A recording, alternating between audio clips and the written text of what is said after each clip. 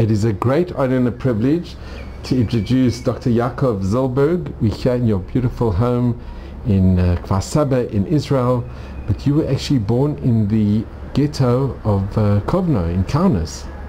Yes, that's right. I was born on the 5th of May 1942 in the ghetto, and fortunately I have survived the Holocaust. My parents were, my father was Abraham Zilberg. He was the only son of small merchants from Vabalninkas. Vabalninkas is the small town near Ponevich. He studied in Ponevich in Hebrew school, and then in Kaunas Medical School, and was graduated in 1933. And it's amazing that I have a vignette from people who graduated this year. About 40% of students were Jewish. It was the golden year of Lithuanian Jews. Later it was less and less. So my father was graduated in 1933. He became a physician, a family physician, not for a long time. And when it was a war, civilian war in Spain, so he and two his friends, also Jews, volunteered and went to fight to be doctors in the international brigade in Spain. Just before he went to Spain, he met my mother in Ponevich, and they made some barter. It was the meeting started from, he was teaching her Hebrew and she was teaching him French, because my mother was born in Ponevich, graduated the gymnasium in Ponevich, and then went to study in Belgium economics.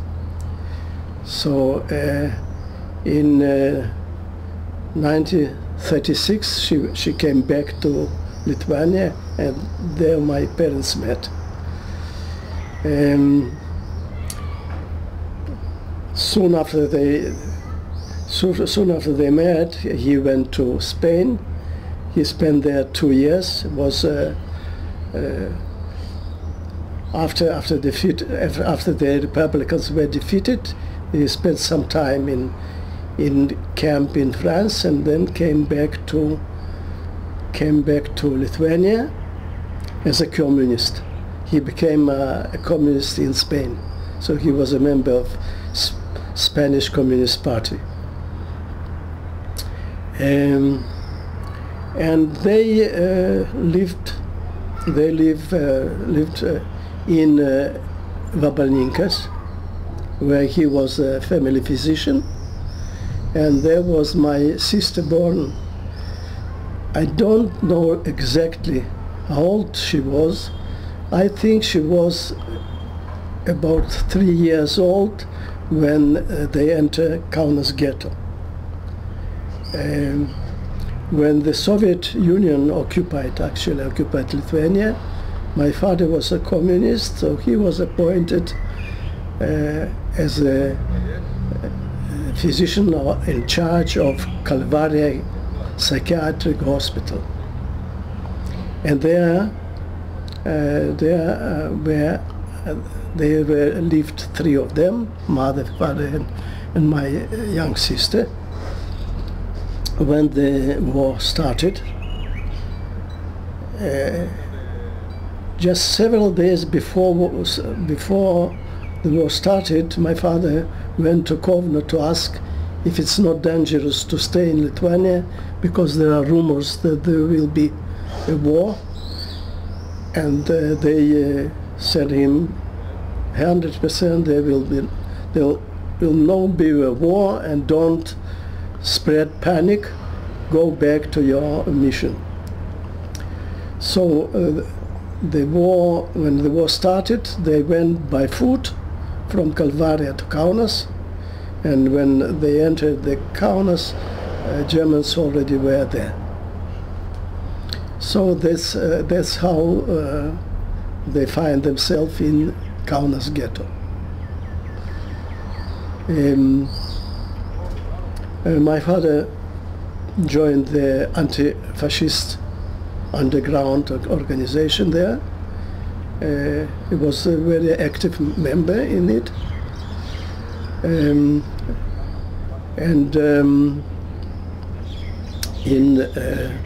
1942, as I told, I was born. I was born very sick. I had asthma, was coughing, and people after the back of my mother said, poor mother, better let him die. Because I really tortured with my suffocation and my but fortunately I survived and grew up in the ghetto, and when I was 1 year old, they decided to that they have to save me.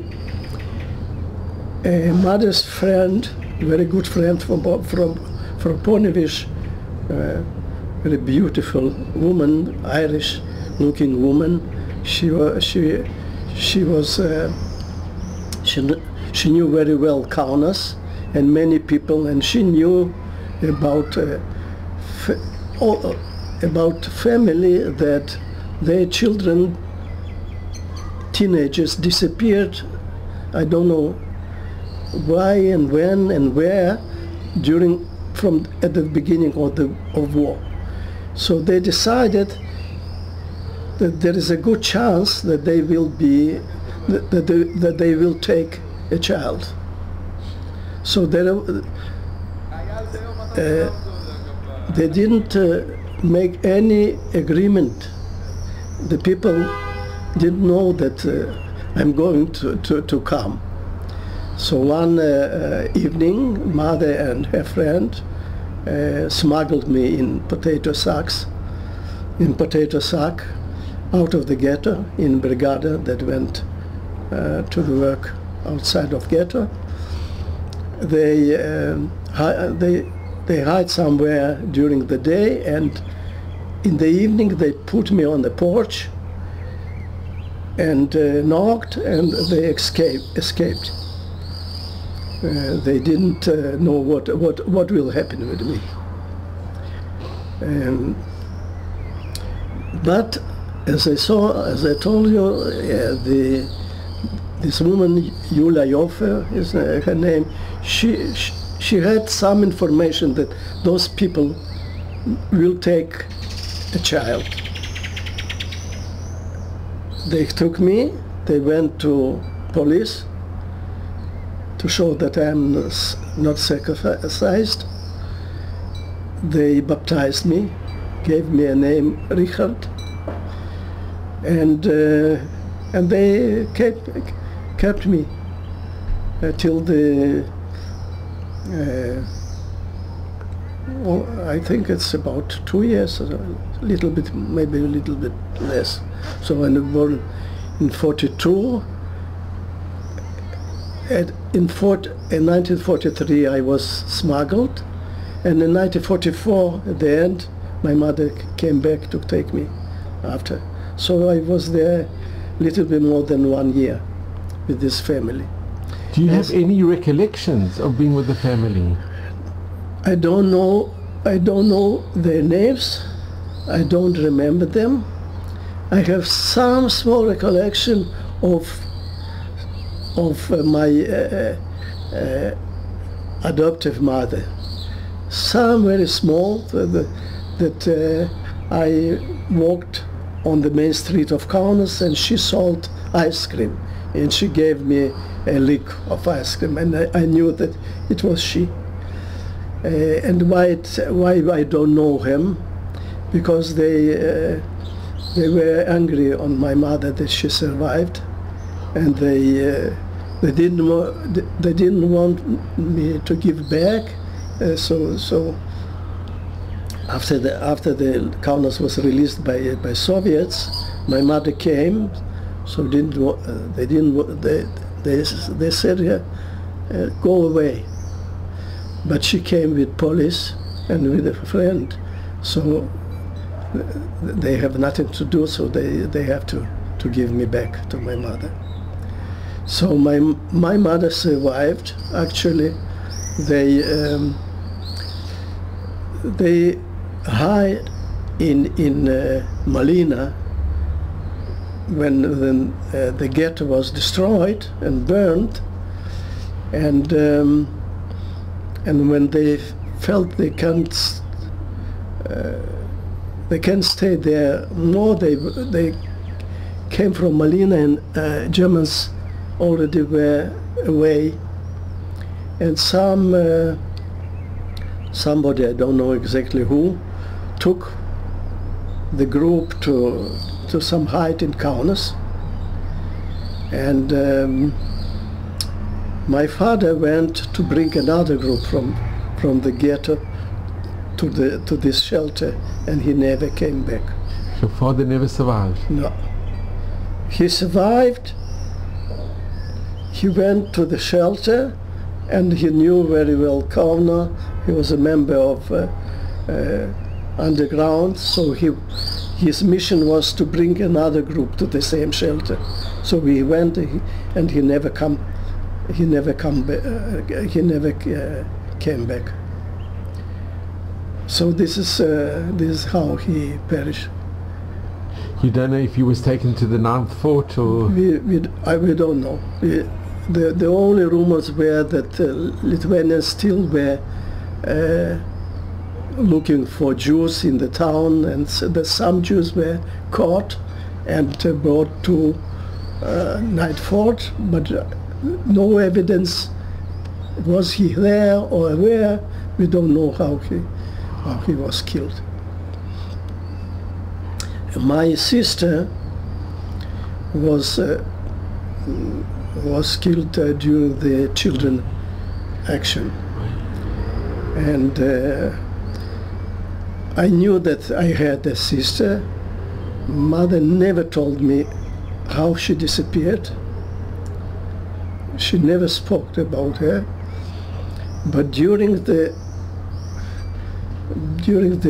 last year, she lived with my sister, post-war sister. She told her that my sister was turned from her hands during the children action. And what I remember,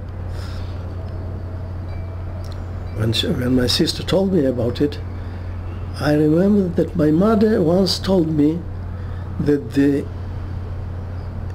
there is a very strong drive to survive. And as an example, he told me about some woman that her daughter was torn away by fascists, and instead of fighting them and to be killed, she went to the crowd and disappeared. And now I think it was her story. And my sister, when I told her, my sister said probably it was her own story. Maybe it was too painful for her to tell. Too painful to tell, but she wanted to tell that the force to live, the desire to live, the instinct to live is very strong. After the war, my mother met my stepfather, they never married formally, but they began to live. My stepfather and my sister, post-war sister, was born in 1946, and this is also this, the fact that I didn't know, that my sister told me, that my stepfather and father made an agreement. They lived together in one flat in Ghetto, and they were friends, so they gave a promise each one to another. The one who will survive will take care of the family. My stepfather's family didn't survive. They all perished. He was the only that survived the war. So this is the war and post-war, the story. Yakov, can I ask, what was your first memory of your mother? What do you remember about your first recollections or your first memory? My first recollection was when we lived in Kaunas after the war, probably in 1945.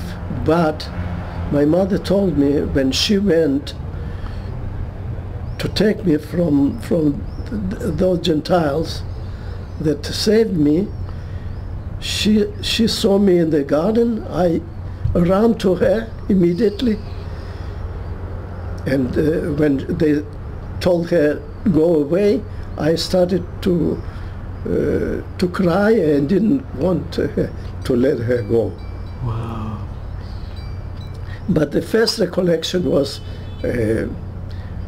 probably when I was 3-4 years old, when we lived, and the recollection was the first. I would say that one of the first things that I remember, that my stepfather and I, we went to the hospital to take my sister after the bed. This I remember very well. I also remember that she was very busy and I was free to play outside, and I walked kilometers in Kaunas alone, and she never was hysterical. After the war, we went to from Kaunas to Vilnius. How long did you stay in Kaunas after the war? I think we moved to Vilnius in 1947. And can I just ask, it must have been very difficult for your mother and your stepfather to live in Kaunas, knowing that I there don't was know.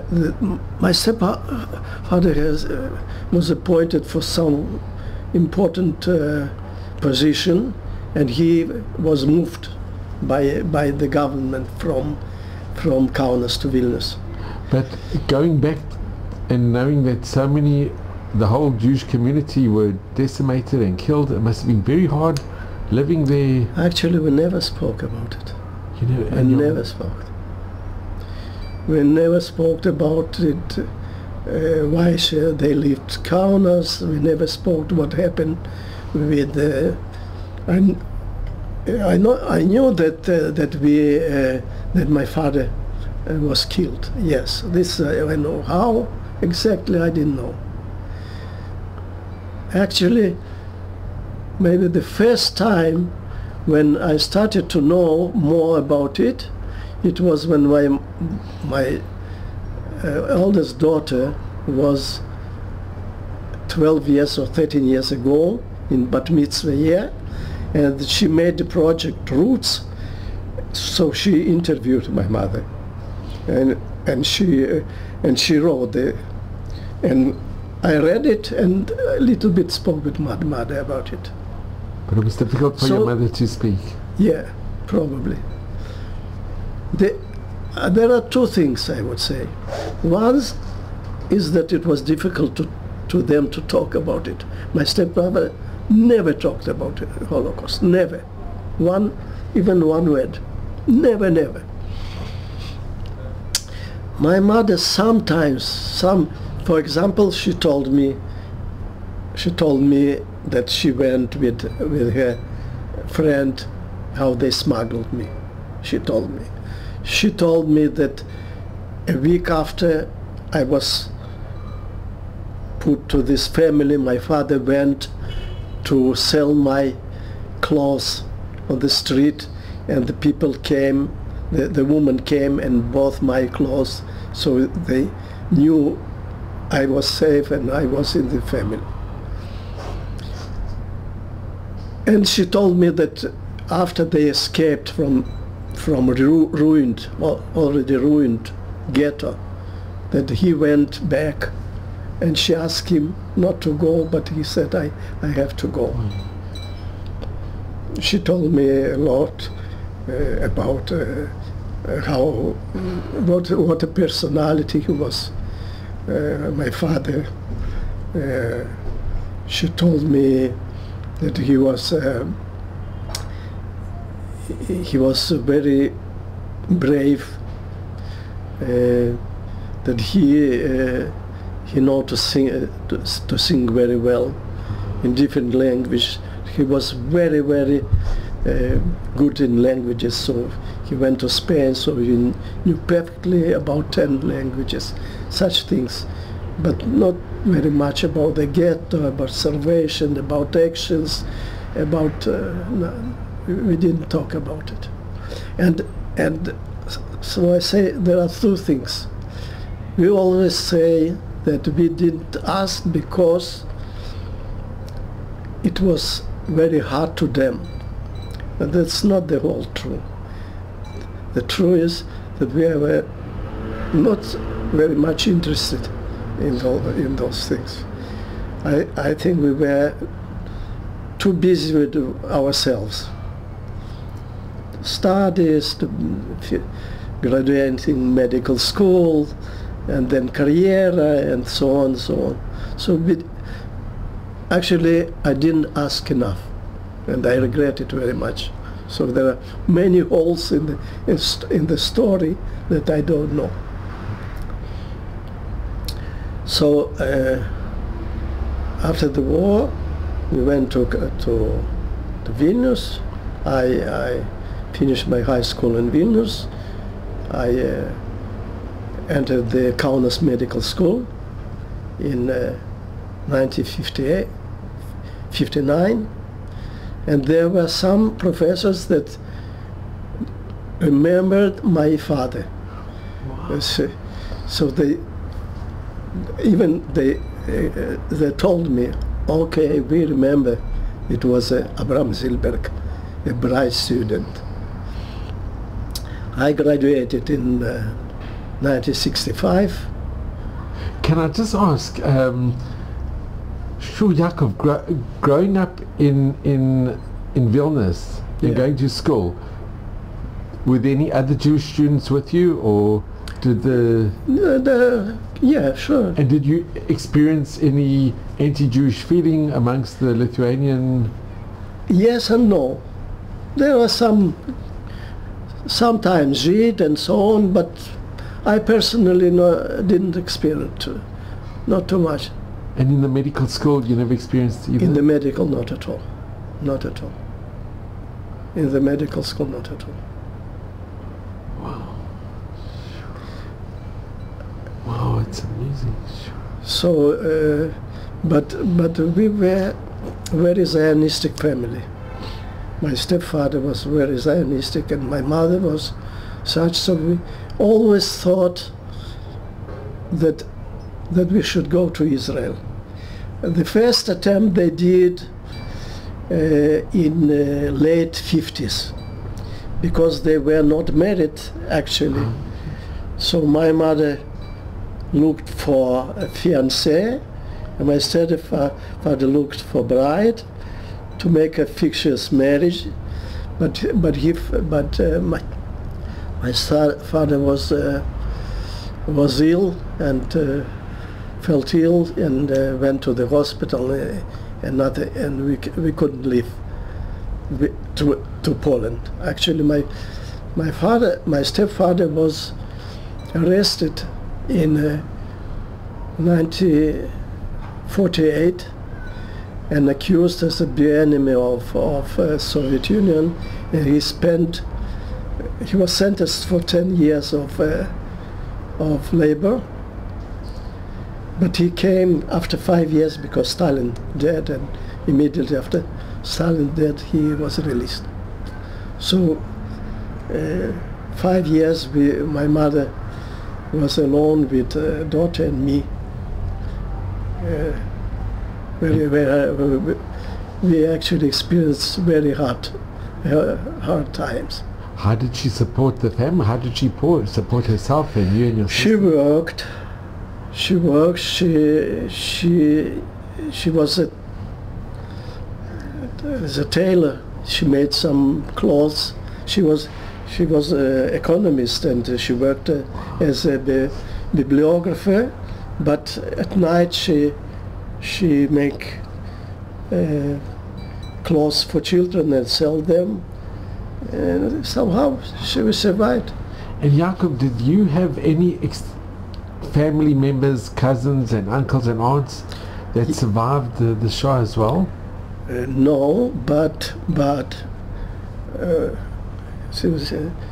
you can see on the picture my mother with her sisters. If you could show the picture. Yeah. So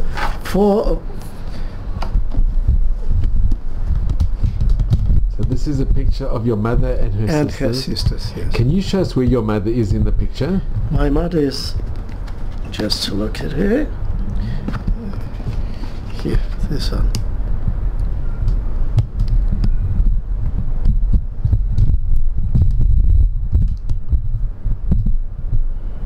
And this was taken this was before the war?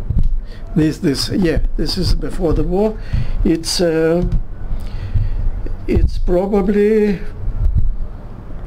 something 1935, something like that. And you have a picture of your father? And picture of my father, so I think it's one before. Yeah. This is my father is a medical. He's also. This is one. This one. It's. And your father's the one on the on the left. The left, and he is with other 3 Jewish medical students.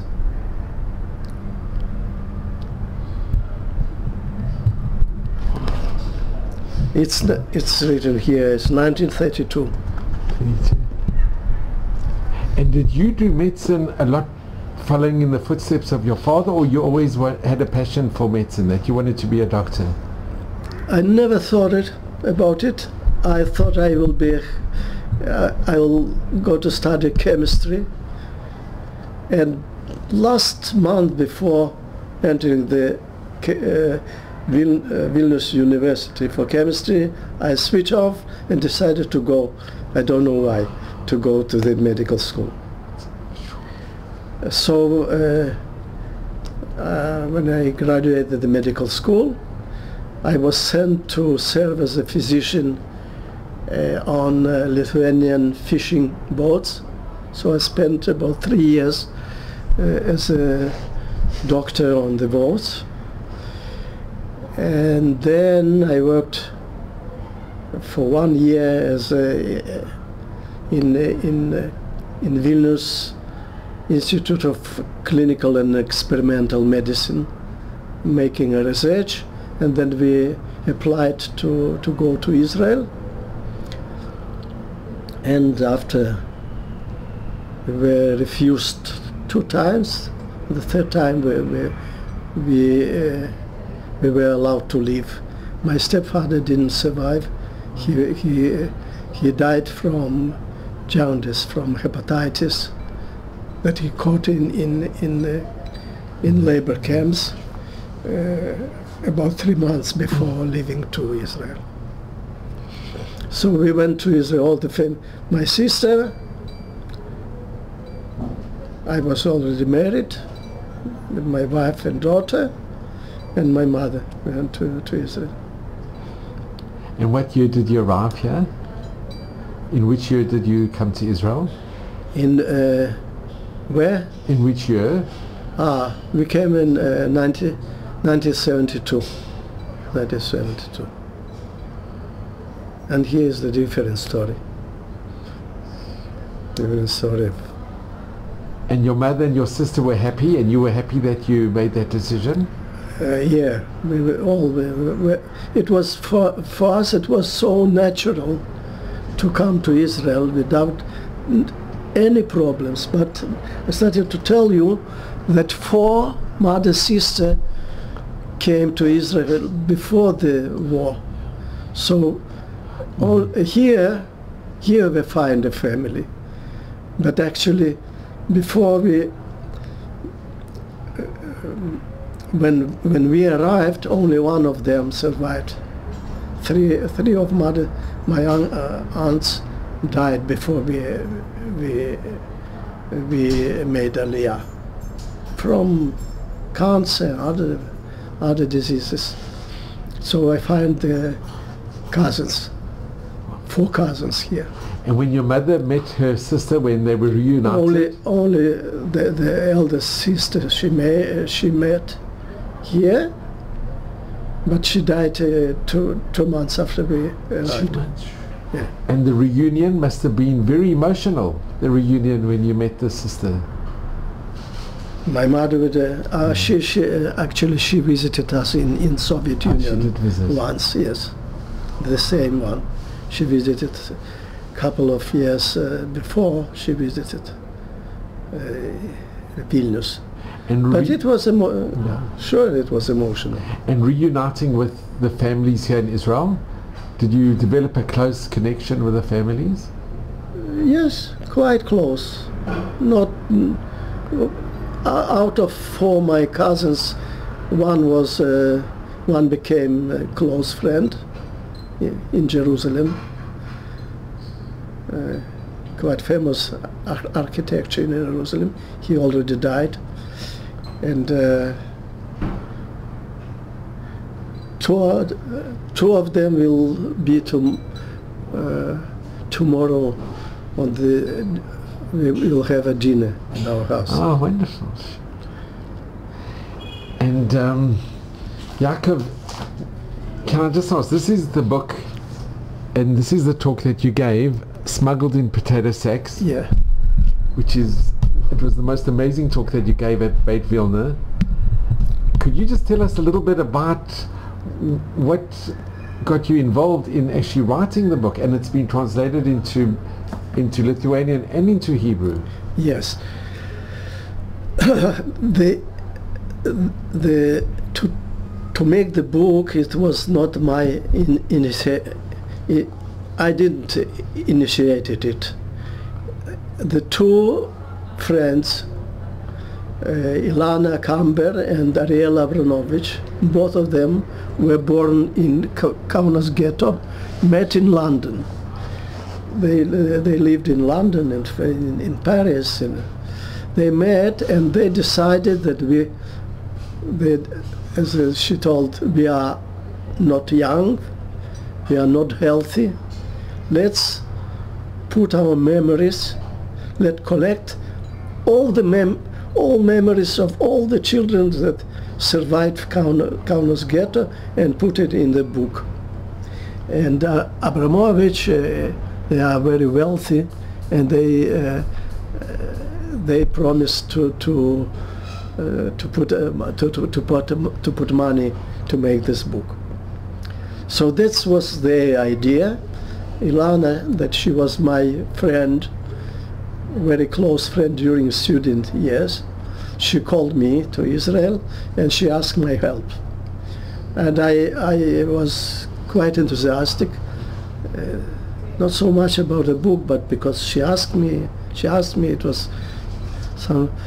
So I told them I'll do it. I'll help, and I started to collect the stories in Israel. Both of them wrote their own stories. They collected maybe 1 or 2 stories, and at the beginning, people didn't want to tell me.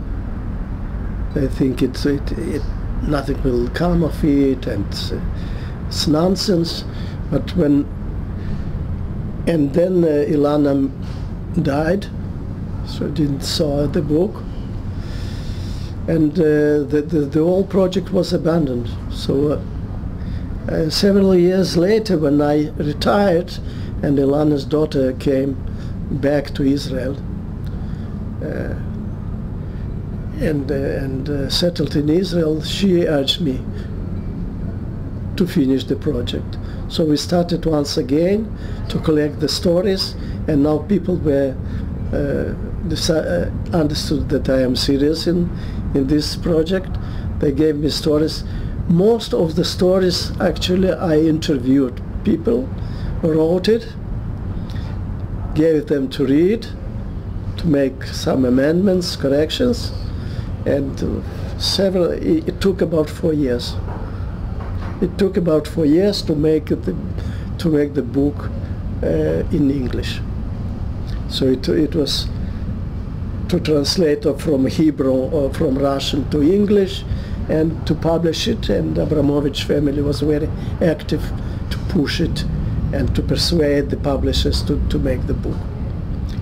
And do you have most of the stories of the children that survived? No. When I have, first of all, we were limited by we were limited how much stories we can put in it. So I made the decision, when I have 50 stories, I will stop, because if I don't stop, it will be never we'll never finish the work. So I stopped on 50 stories, and that's all. And I know about 50 names of children that survived, and they are not in the book. Maybe at least can make a second edition. No. It's a very hard work, very emotional, with people, and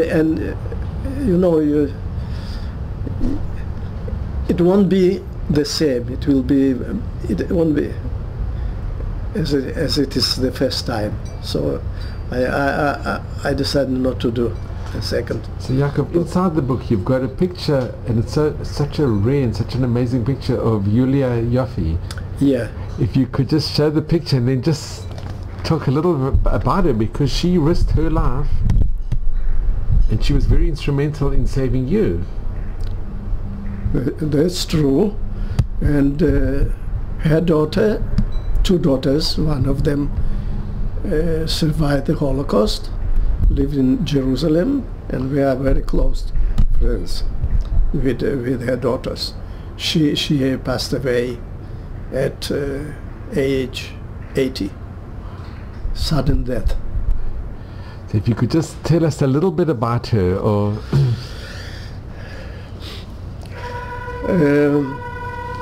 she was I think she was a lab worker or dentist, dentist, and her husband was a doctor. They migrated. Actually, they made Aliyah in late 50s.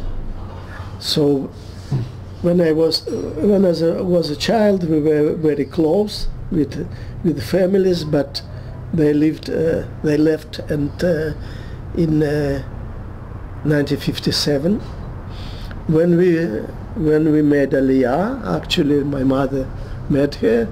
They were very close friends. When her husband died, she remarried some Englishmen and went to live in London. I visited her several times in London. As I told you, I have very good relations with her daughter, both daughters, but mainly with Lida, the daughter that survived the Holocaust. And Yulia came to visit her daughter, and during the breakfast she said, "I don't feel well," and died. At age 80.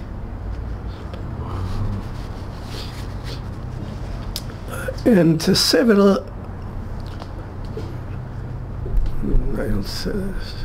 years before, my mother also died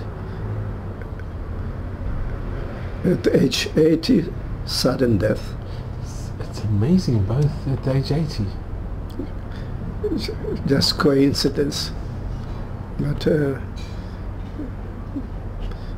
just dropped out and dead. So didn't suffer, none of them. And your sister? My sister lived in Haifa.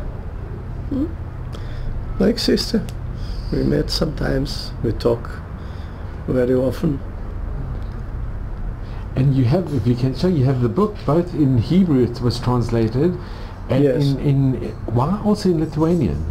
Well, 2 years after the English version was done, we did the Hebrew version, where we put more pictures and we expanded stories. We made some amendments because, you know, it's not a professional book. The book is written by people who none of them never wrote except Ariel Abramovich. Ariel Abramovich made her own book, Born in the Ghetto, the special book. But she is some kind of writer. None of us is a writer, and it's not a very professional book. So but you know important. that we. Yakov, this picture that you have of the children, where was the picture taken? It was taken in Kaunas. It's Ariel Abramovich with her friends, and it's Ariel Abramovich. It's Ariel Abramovich's birthday, somewhere in 1947. So this was after the war. After the war. After the war, and we were not very glad with the cover, so we invented our own cover. This is a picture of all participants. All participants of the project. Here in Lithuanian version, it's better. And can you show the picture of you? Where are you? A picture of mine. Yeah, sure. In this corner. Right in the corner. Yeah. Sure.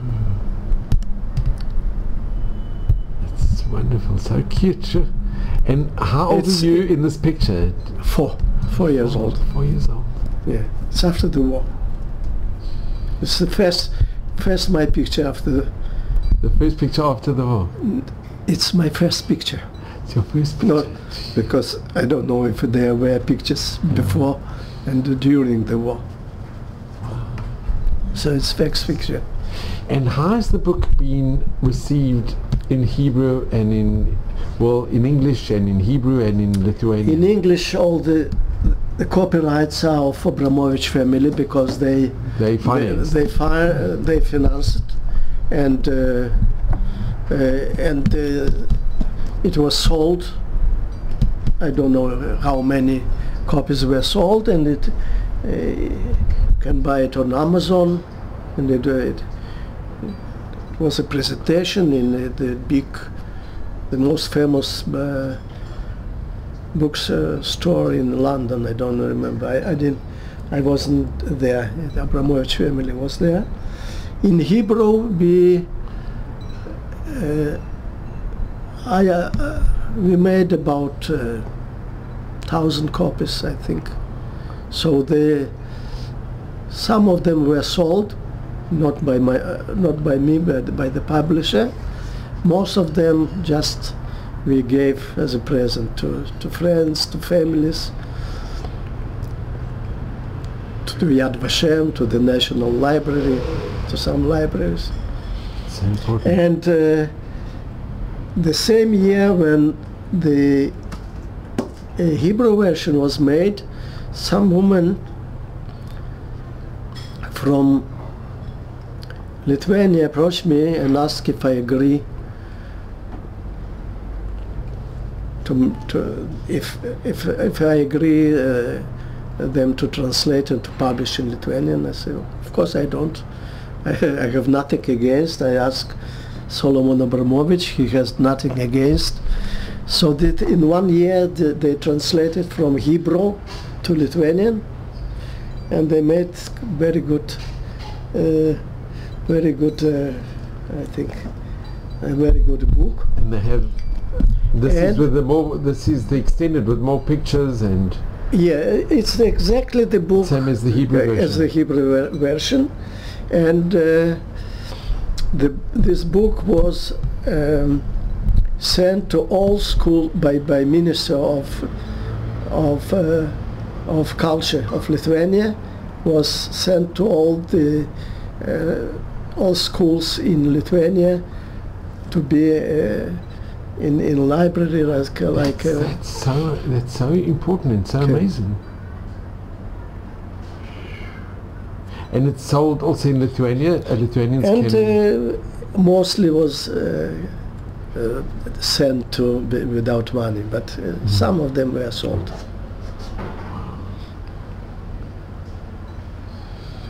So Yakov, I have to ask you, I'm sure many people ask you this question, but having gone through, and your mother having gone through, how was her emunah? Did she have faith or? No, we were not religious. But did she, coming to Israel, you were very Zionistic. Zionistic, yes. My mother, when she was young, she was a member of Maccabi movement. We're Zionistic, not religious at all. But coming here and living in Israel, it's... did she come from a very Zionist, and your stepfather, they came from a very Zionistic family? No. My father was also a member of Maccabi, stepfather. My father was communist, but also the Zionist. Yeah, and as I told you, he said he learned in the Hebrew gymnasium. And your stepfather, did he treat you well? Very well, very well. And did you know that he was a stepfather growing up, or did you just think he was? Did your mother tell you that he's? No, I knew from the first day. I knew that he is not my father. But he was. I called him always by name. Not Abba. Never I called him a father. But he treated you like a father. He treated me very well, and we were friends.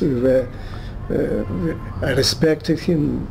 I loved him. He was a very good person. Very good person. And Yakov, if I can ask, what message do you impart to your children, your grandchildren? What message can you give from all the work you've done and what you've experienced? I'll tell you, I was lucky in Israel. I met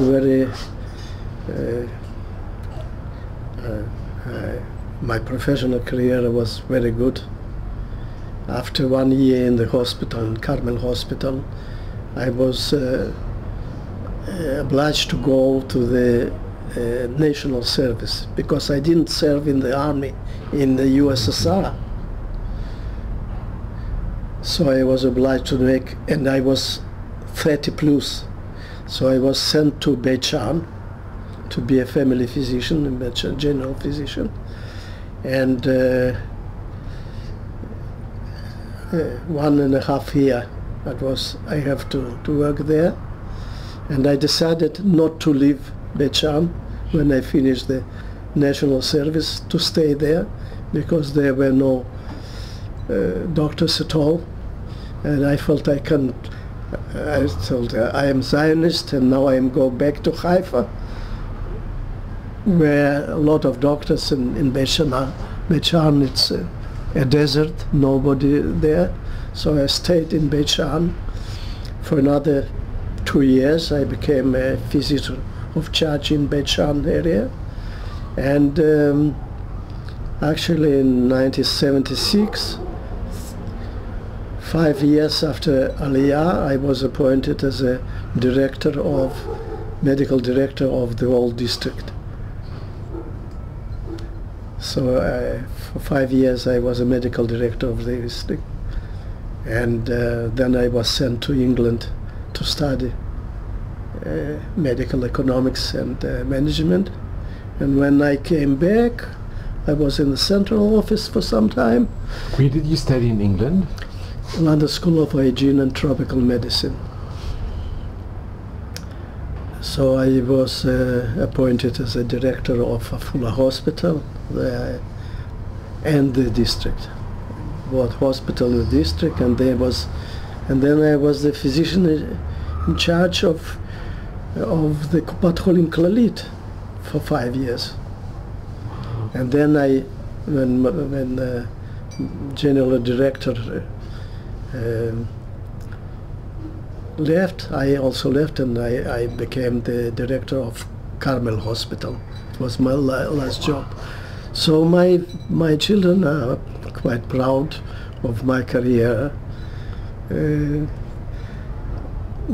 I think they saw the book. I'm not sure they read the book. Probably only my story. And I have 3 daughters. All of them live in Israel. All my children and grandchildren in Israel. It's a big book. In Israel. And do you speak do they ask you questions about the Shoah, or do they ask you? Sometimes they ask me when comes a turn of grandchildren to make roots, so they ask me. Sometimes they ask me to come to the school to talk about it. Not very often. Not very often. And have you been back to Lithuania? Many times, yeah. Many times. And it's been positive? I was, first of all, the first time that I went back is 18 years after Aliyah. I was sent by Sochnut to the Jewish agency. The Jewish agency to the USSR, Moscow, Leningrad, St. Petersburg, Belarus, Ukraine, and Lithuania.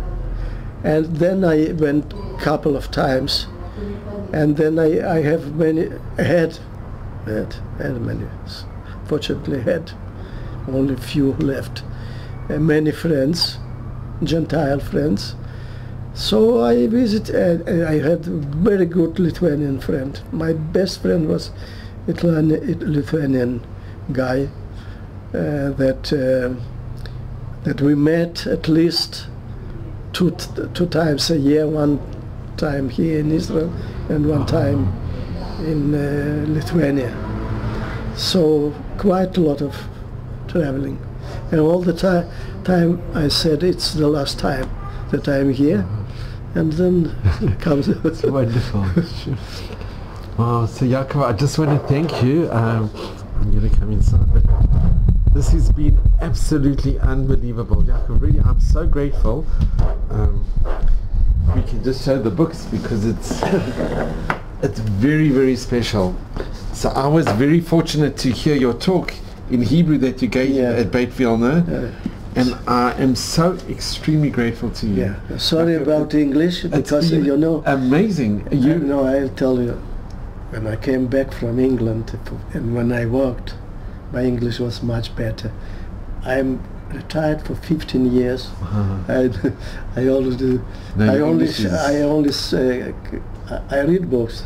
I prefer to read books in English, not in Hebrew. Really? Yeah, sure.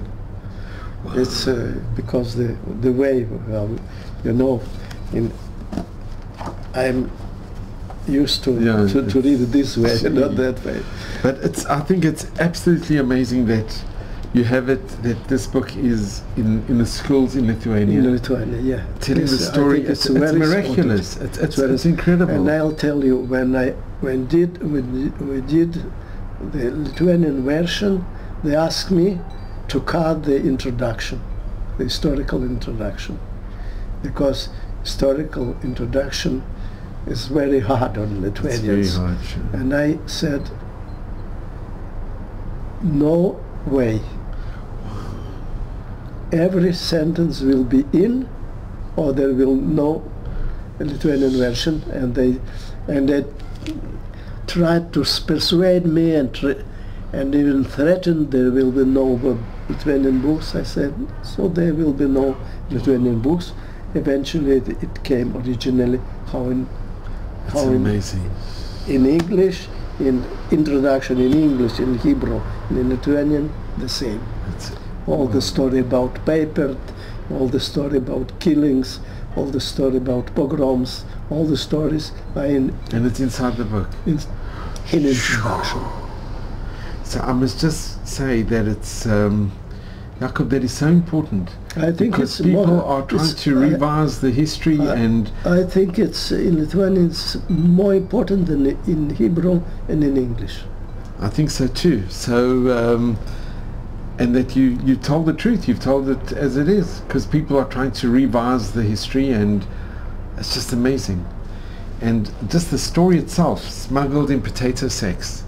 You are a miracle. You really are. And I am so grateful to you, and you should just have mazel bracha, and you are an example for all of us to emulate. You really are. There are no words, and I will be eternally grateful, and really thank you very, very much. Thank just you. in good health, and you should have nachas from your dear family. An effort to come from Jerusalem. It's not an effort, it's been the greatest privilege. Okay. Thank you so much. When I presented the book in Lithuania, I couldn't help myself to emphasize that not all the people that were our survivors were Lithuanian. Half of them were Polish, Russian, and even German. So out of the 50 stories, half of them are not Lithuanian.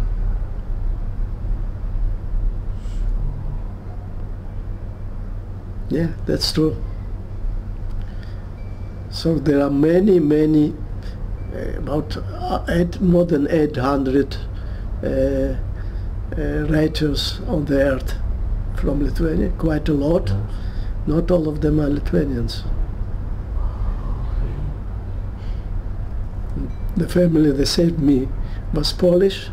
The family that saved Ariel Abramovich was Polish. Living in Lithuania? Living in Lithuania, yeah. The family that saved my friend Tkach, Polish, another family. That's true. But I am not emphasizing it, but I just mentioned that not all of them. But thank God there were those righteous. Okay. They recognized as righteous of the world from Lithuania. Okay. They were Lithuanian citizens. Some of them were two Germans. They were also righteous. Yeah.